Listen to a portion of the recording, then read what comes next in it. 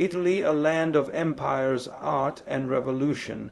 In this video, we dive into the rich and fascinating history of Italy, from the glory of ancient Rome to the rise of the Renaissance, and the unification that shaped modern Europe. Discover how Italy influenced the world in politics, culture, religion, and innovation. Whether you're a history lover, a curious traveler, or someone who just wants to understand the roots of Western civilization, this journey through Italy's past is a must-watch. Let's unravel the epic story that shaped one of the most iconic nations in history. The history of Italy cannot be told without first exploring the monumental rise of ancient Rome, one of the most influential civilizations in human history. Founded according to legend in 753 BC by Romulus and Remus, Rome grew from a small settlement on the banks of the Tiber River into a vast empire that would dominate the Mediterranean world for centuries. Rome's transformation began as a monarchy, then transitioned into a republic in 509 BC after the overthrow of the last Roman king. The Roman Republic introduced new forms of governance that would later inspire modern democracies. Power was shared among elected officials, including the Senate, consuls, and popular assemblies, although real power often rested with the aristocratic elite known as the patricians. This era also witnessed intense social struggle, particularly between the patricians and the plebeians commoners, which led to gradual reforms and more inclusive political rights. Rome's military prowess played a crucial role in its expansion. The Roman legions were highly disciplined, well-trained, and strategically brilliant. With these formidable forces, Rome conquered neighboring territories and steadily expanded its influence across the Italian peninsula. The Punic Wars, too, 164–146 BC against Carthage, a powerful North African city-state, were particularly significant. Rome's victory in these brutal wars gave it control over much of the western Mediterranean, including parts of Spain, North Africa, and Sicily. However, internal conflicts also shaped Rome's destiny. Economic inequality, corruption, and power struggles among elite generals, such as Julius Caesar, Pompey, and Crassus, threatened the stability of the Republic. Julius Caesar's rise was a turning point. After defying the Senate and crossing the Rubicon River in 49 BC, he ignited a civil war that ended with him becoming dictator for life. Though assassinated in 44 BC, his legacy set the stage for the end of the Republic and the dawn of imperial rule. Following years of turmoil, Caesar's adopted heir, Octavian, later known as Augustus, emerged victorious. In 27 BC, he was declared the first emperor of Rome, marking the beginning of the Roman Empire. Under Augustus, Rome entered a period of relative peace and prosperity known as the Pax Romana-Roman Peace, which lasted for over 2 centuries. During this time, the empire reached its greatest territorial extent, stretching from the British Isles in the west to Mesopotamia in the east. Culturally, Rome was a beacon of innovation and assimilation. It borrowed heavily from Greek art, literature, and philosophy, but also developed its own unique contributions. Roman architecture, with innovations like the arch, aqueducts, and the iconic Colosseum, reflected both grandeur and engineering genius. The legal system, encapsulated in the phrase civis Romanus sum, "I am a Roman citizen," emphasized rights and responsibilities and laid the foundation for many modern legal frameworks. Latin, the language of the Romans, spread across the empire and became the root of many modern European languages, including Italian, French, Spanish, and Portuguese. Roman roads numbering over 250,000 miles facilitated trade, communication, and military movement, connecting the far reaches of the empire and symbolizing Rome's unity. The story of ancient Rome is one of resilience, ambition, and transformation. It represents the starting point of Italy's historical journey, casting a shadow over all that came after it. The influence of Rome can still be felt today, in law, architecture, language, and government, making its legacy not just Italian, but truly global. The rise of Christianity in Italy marks one of the most transformative chapters in the nation's history, both spiritually and politically. What began as a small and persecuted movement in the Roman Empire eventually became the foundation of one of the most powerful religious institutions in the world. The Roman Catholic Church, with its heart in Vatican City, located within modern-day Rome. Christianity emerged in the 1st century CE during the height of the Roman Empire. Initially seen as a sect within Judaism, it quickly spread across the empire, particularly among the poor, slaves, and marginalized. Early Christians preached the teachings of Jesus of Nazareth, who was crucified by the Romans, but whose message of love, forgiveness, and eternal life resonated across social classes. Despite widespread persecution under emperors like Nero and Diocletian, the faith continued to grow underground in catacombs and secret gatherings. A pivotal moment came in the early 4th century CE, when Emperor Constantine the Great converted to Christianity. In 313 CE, he issued the Edict of Milan, which granted religious tolerance to Christians and ended official persecution.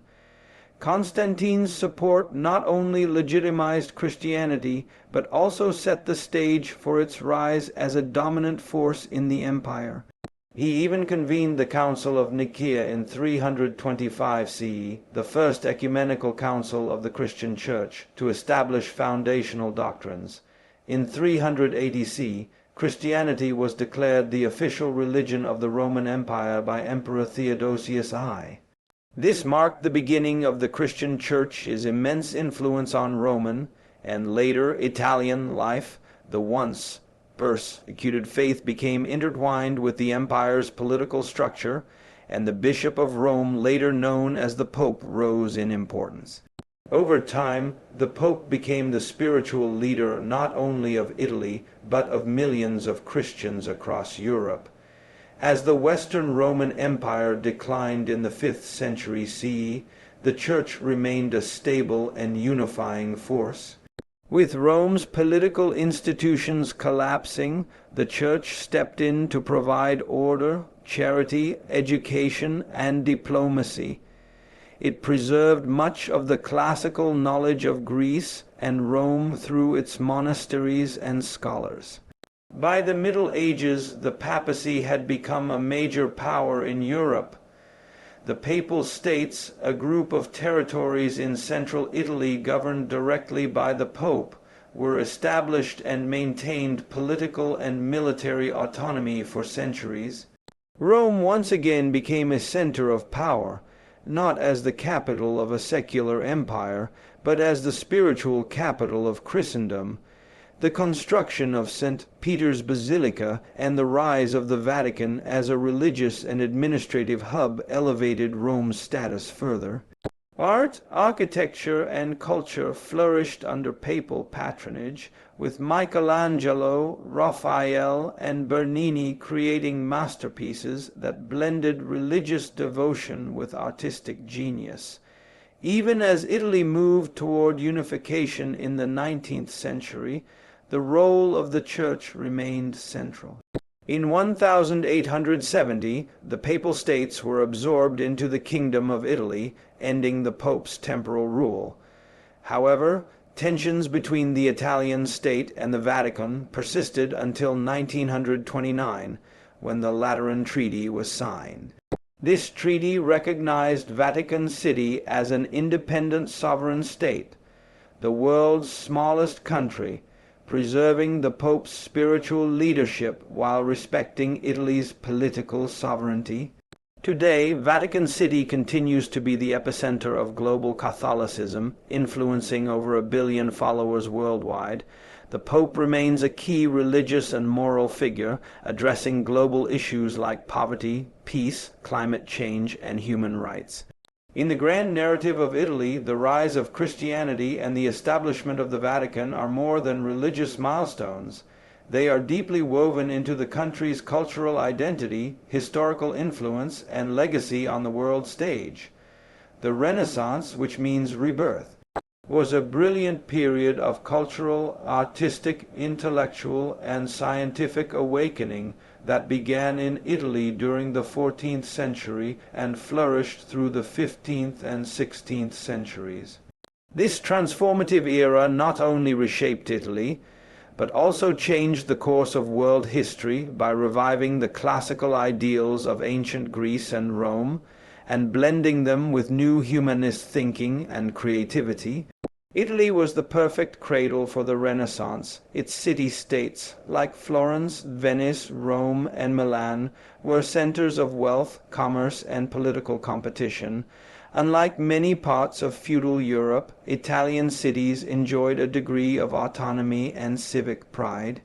Wealthy merchant families, particularly the Medici of Florence, played a key role by patronizing artists, architects, writers, and scientists. Their financial support allowed the arts and sciences to flourish without the constraints of the medieval church or monarchy. At the heart of the Renaissance was humanism, a philosophy that emphasized the value and agency of human beings and focused on secular subjects like history, poetry, rhetoric, and ethics. Scholars like Petrarch, known as the father of humanism, and Erasmus revived classical Latin and Greek texts, bringing ancient knowledge back into intellectual discourse. Visually, the Renaissance was marked by breathtaking artistic breakthroughs. Artists no longer painted solely for religious devotion. They explored realism, perspective, anatomy, and emotion. Leonardo da Vinci exemplified the Renaissance ideal of the universal man. He was a painter, inventor, scientist, and philosopher whose works, like The Last Supper and Mona Lisa, are masterpieces of depth and detail. Michelangelo, another giant of the era, sculpted David and painted the Sistine Chapel ceiling, works that expressed both divine beauty and raw human emotion. Raphael brought grace and harmony to his compositions, while Botticelli's The Birth of Venus embodied the blending of classical mythology with Renaissance sensuality and imagination. Architecture also flourished during this time.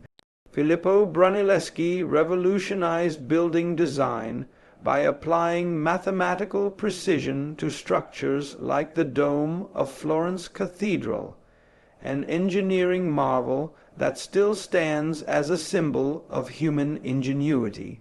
Donatello and other sculptors breathed life into stone, portraying human figures with unprecedented realism and movement. Science and exploration paralleled these artistic developments. Renaissance thinkers began questioning established beliefs and embraced empirical observation. Figures like Galileo Galilei, although coming slightly later, would build upon Renaissance foundations to challenge geocentric models and lay the groundwork for modern physics and astronomy. The invention of the printing press by Johannes Gutenberg around 1440, though not Italian, accelerated the spread of Renaissance ideas across Europe. Italian scholars, books, and artistic styles began influencing other regions, leading to northern renaissances in countries like France, Germany, and England. Religion, too, was affected. The Renaissance was not anti-religious, but it did encourage individual interpretation and inquiry. This intellectual environment paved the way for challenges to church authority, such as the Protestant Reformation that followed in the 16th century. Rome became a center of high Renaissance culture under popes like Julius Roman II and Leo X, who sponsored grand projects to glorify the Church and themselves. St. Peter's Basilica was rebuilt during this time with contributions from Michelangelo, Raphael, and Bramante. The Renaissance eventually gave way to the Baroque era in the late 16th century, but its influence endured. It marked a shift in consciousness from the medieval mindset of religious obedience to a modern spirit of curiosity, achievement, and the belief that humans could shape their own destiny. In short, the Renaissance was Italy's golden age, a time when the nation illuminated the world with art, ideas, and innovation. It remains one of the proudest chapters in Italy's cultural heritage and a cornerstone of Western civilization. For much of its history, Italy was not a unified nation but a patchwork of competing states, kingdoms, duchies, and republics. This division lasted for centuries, roughly from the fall of the Western Roman Empire in 476 CE until Italy's unification in the 19th century. While this fragmentation created political instability and opened the door to foreign invasions, it also contributed to Italy's cultural diversity, artistic richness, and vibrant regional identities. After the collapse of Roman authority in the West, Italy entered what historians call the Middle Ages, a time when power decentralized and new rulers emerged. Germanic tribes like the Ostrogoths and Lombards established kingdoms in northern and central Italy, while the Byzantine Empire maintained a foothold in the south. Eventually, the Frankish Empire under Charlemagne took control of much of the north and crowned a Holy Roman Emperor, laying the foundation for centuries of tangled allegiances between Italian states and foreign powers. Over time, various independent entities rose across the Italian peninsula. Notable among them were the maritime republics, such as Venice, Genoa, Pisa, and Amalfi, which gained wealth and power through Mediterranean trade and naval strength. These republics became influential economic hubs, developing unique cultures and rivalries that often turned violent. In central Italy, the Papal States were ruled directly by the Pope, blending religious authority with temporal power. The Church exerted considerable influence not only spiritually but also militarily and politically, often playing one state against another to preserve its own interests. Further north, cities like Florence, Milan, and Turin evolved into powerful duchies and republics. Florence, for example, became a center of banking and art, led by dynasties like the Medici, who wielded immense cultural and political influence. Meanwhile, Milan was a militarized duchy ruled by powerful families like the Visconti and later the Sforza. The southern part of the peninsula saw different powers take root. The Kingdom of Naples and the Kingdom of Sicily, often collectively referred to as the Kingdom of the Two Sicilies, came under the control of various dynasties, including the Normans, Angevins, and Spanish Bourbons. These southern kingdoms often lagged behind the north economically, but held significant strategic and agricultural value. Italy's divided state made it vulnerable to outside intervention. From the late 15th to the early 18th centuries, the Italian wars turned the peninsula into a battleground for European powers like France, Spain, and the Holy Roman Empire. The sack of Rome in 1527 by Emperor Charles V's forces was a shocking example of how foreign rivalries could devastate Italian territories. Over time, parts of Italy fell under foreign rule, with Spain dominating the south and Austria exerting control over the north. Despite the political disunity, this period saw an extraordinary flourishing of culture, especially during the Renaissance. Rivalries between states spurred patronage of the arts and sciences, as each sought to outshine the others with grand buildings, universities, and works of art. This competition turned Italy into a mosaic of innovation, even while its political future remained uncertain. By the 18th and 19th centuries, calls for nationalism and unity began to take shape. Italians began to see themselves as a single people divided by outdated political borders. Thinkers, poets, and revolutionaries started dreaming of an Italy that could be whole again. In summary, Italy's long period of division shaped much of its identity, creating fierce local loyalties, distinct dialects, and rival cultures, but also fostering the diversity that makes Italian heritage so rich. This fragmented past set the stage for the Risorgimento, the powerful unification movement that would finally bring the Italian people under one flag. The unification of Italy, known as the Risorgimento, meaning resurgence, was one of the most significant political and cultural transformations in 19th century Europe. After centuries of foreign domination and internal fragmentation, the Italian people finally succeeded in forging a unified nation. This monumental journey wasn't easy. It required decades of struggle, diplomacy, revolution, and war. In the early 1800s, the Italian peninsula was divided into numerous states, many of which were under the control of foreign powers like Austria, France, and Spain. The northern regions, including Lombardy and Venetia, were part of the Austrian Empire, while the central papal states were governed by the Pope. The south was ruled by the Kingdom of the Two Sicilies under Bourbon control. Despite a shared language, culture, and history, the Italian people lived under separate rulers with conflicting interests. The seeds of unity were sown by the ideas of the French Revolution and the Napoleonic era, during which Napoleon temporarily unified parts of Italy and inspired a sense of national identity, although his defeat in 1815 restored the old borders. The desire for a united Italy had been awakened. The movement gained momentum in the mid-19th century thanks to the efforts of several visionary leaders. Giuseppe Mazzini, a political activist and writer, is often called the soul of Italian unification. He founded the movement Young Italy, which called for a free, united, and republican Italy. His passionate writings and failed uprisings inspired a new generation of nationalists.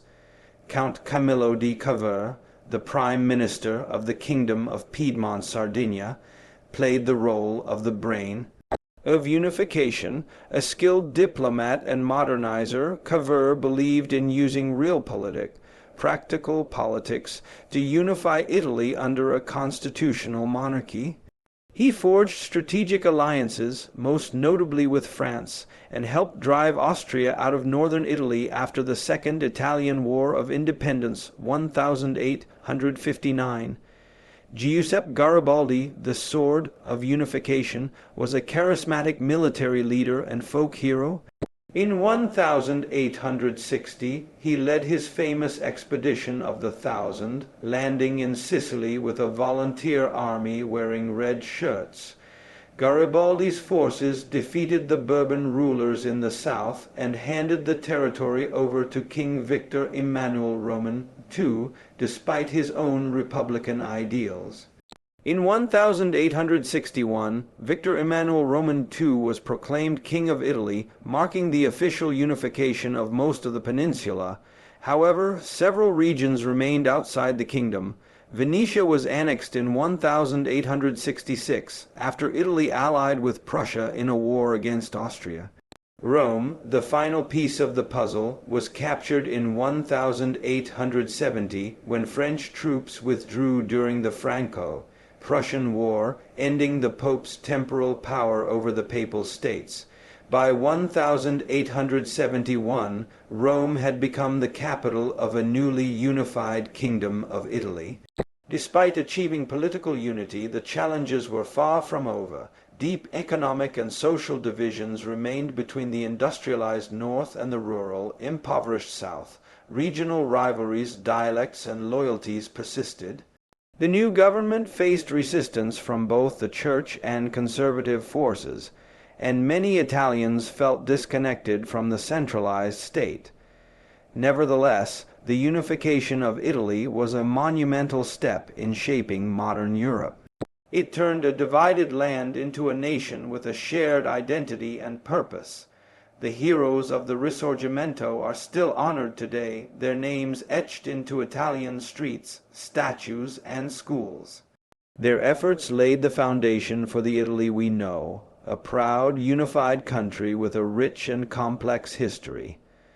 The final phase of Italy's historical transformation begins in the early 20th century, a period defined by conflict, fascism, resistance, and rebirth.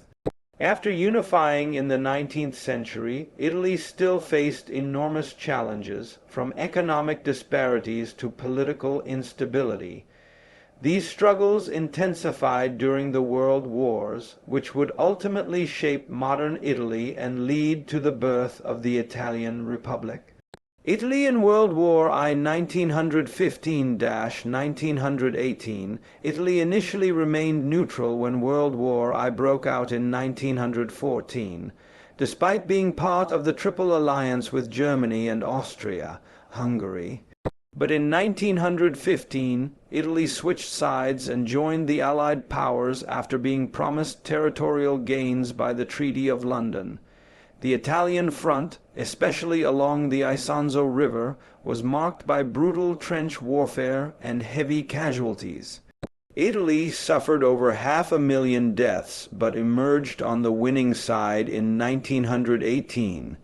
However, the peace that followed disappointed many Italians, as they did not receive all the promised territories, a grievance known as the mutilated victory, Vittoria Mutilata. The rise of fascism and Mussolini post-war Italy was riddled with economic hardship, social unrest, and political chaos. Against this backdrop, Benito Mussolini, a former socialist turned nationalist, capitalized on fear and anger. In 1922, Mussolini and his fascist party seized power during the March on Rome, and the king appointed him prime minister. By 1925, Mussolini had established a dictatorship, banning opposition parties, silencing the press, and controlling nearly every aspect of Italian life. Under fascism, Italy pursued aggressive nationalism and imperial expansion. Mussolini invaded Ethiopia in 1935, forming an alliance with Nazi Germany soon after. In 1939, Italy entered World War II as a member of the Axis powers, but the war proved disastrous. Italy's military campaigns in North Africa, Greece, and the Soviet Union ended in failure. By 1943, the Allies invaded Sicily and advanced northward, leading to Mussolini's arrest and the fall of his regime. The Italian resistance and civil war. Even after Mussolini's fall, Germany occupied northern Italy and installed him as the head of a puppet state. This triggered a bloody civil conflict between fascist forces and the Italian resistance, made up of communists, liberals, monarchists, and others united against tyranny. The resistance played a key role in liberating Italy alongside the Allied forces. In April 1945, Mussolini was captured and executed by partisans. Shortly after, the entire country was liberated. The birth of the Republic with the war over and fascism defeated, Italy faced a crucial decision: monarchy or republic? In June 1946, Italians voted in a referendum to abolish the monarchy. King Umberto Roman II went into exile, and Italy officially became a republic. A new democratic constitution was enacted in 1948, guaranteeing civil liberties and a parliamentary system of government. Rebuilding and the economic miracle, the post-war years were difficult, but Italy began a period of rapid industrialization and modernization known as the Italian economic miracle, 1950s-60s. Cities like Milan, Turin, and Genoa became powerhouses of manufacturing and design. Italy joined international institutions like NATO and the European Economic Community, the forerunner of the European Union. Culturally, this era also saw the rise of Italian cinema, fashion, and design, making Italy a global cultural icon. Directors like Federico Fellini and Vittorio De Sica, along with actors like Sophia Loren, brought Italian stories to the world stage. Despite later challenges like political instability, terrorism in the 1970s, and economic slowdowns, Italy remains a key player in global politics, economy, and culture. Its modern democratic identity, built from the ruins of dictatorship and war, reflects the resilience of its people and the enduring richness of its history.